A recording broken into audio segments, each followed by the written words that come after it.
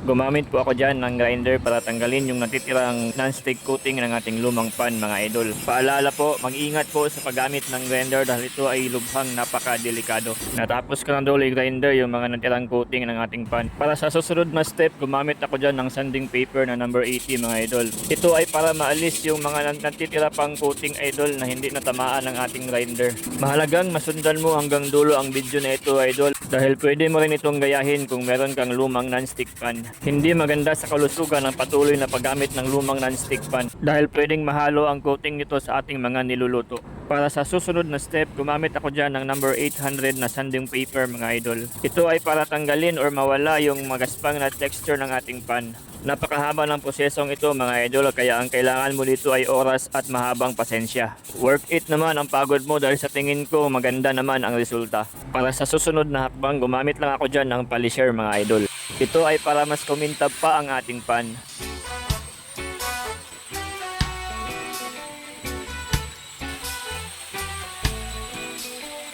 Natapos na po ang pagpapalish ko ng pan. Ang susunod po na hakbang ay hugasan ang pan gamit ang tubig at sabon. Ito ay para maalis ang mga dumi o alikabok na nakadikit sa ating pan.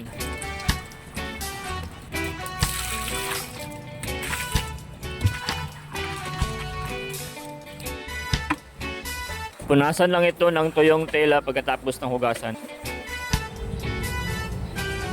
Inalis ko po muna ang kanyang hawakan dahil ito po ay gawa sa plastic at ito ay baka masunog pag ito ay ating isinalang na sa apoy mga idol. Nag-improvise lang po ako dyan gamit ang martilyo.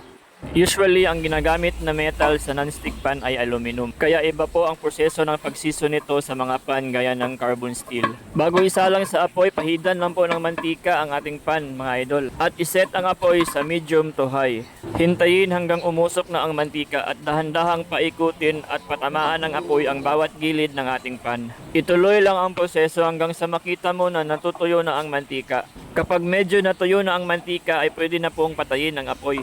Palamigin lang po ang pan at pag lumamig na ay pwede nang punasan ang mga excess oil ng ating pan.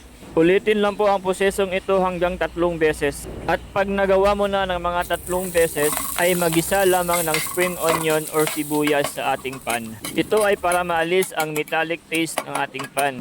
At tapos na po ang ating proseso ng pagsisiso ng ating pan mga idol. Please like and share kung nakatulong sa iyo ang video na ito idol. Salamat!